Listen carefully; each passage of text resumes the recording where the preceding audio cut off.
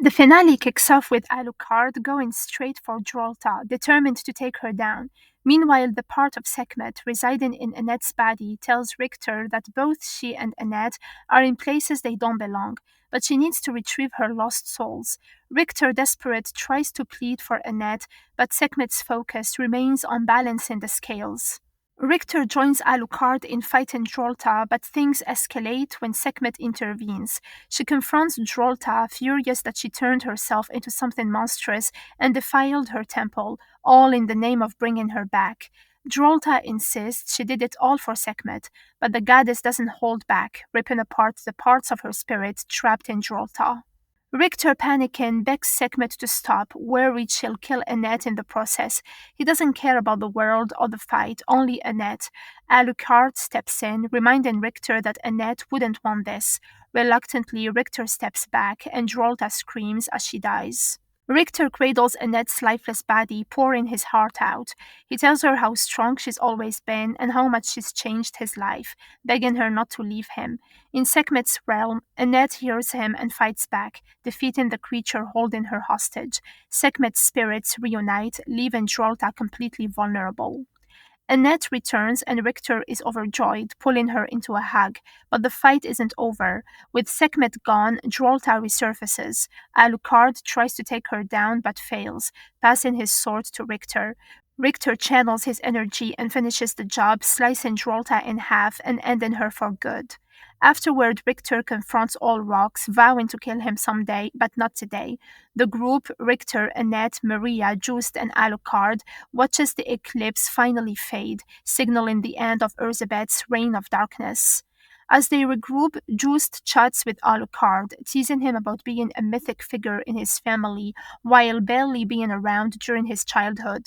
Alucard admits he was avoiding the Belmonts back then, tired of seeing them die. Just shrugs it off, saying Belmonts don't really have childhoods anyway. Annette, noticing Richter's injuries, tells him to tend to his burns. When he asks about her plans, she says she's going home to continue the fight for freedom and invites him to join her. Richter doesn't even need to say yes, it's written all over his face.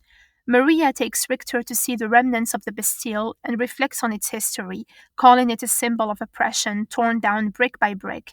She shares that her mother left to find herself, and Maria plans to stay in Paris to fight more battles. She invites Richter to join the cause, but he tells her he's going with Annette.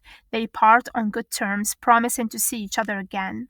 Finally, Edward speaks with Annette, reflecting on their journey. He asks if there's still a place for him in Saint Domingue, fearing his monstrous appearance. Annette reassures him that everyone there has faced worse nightmares and tells him he's beautiful. Saint Domingue, she says, wouldn't be the same without him. With that, they prepare to return home, ready to start the next chapter.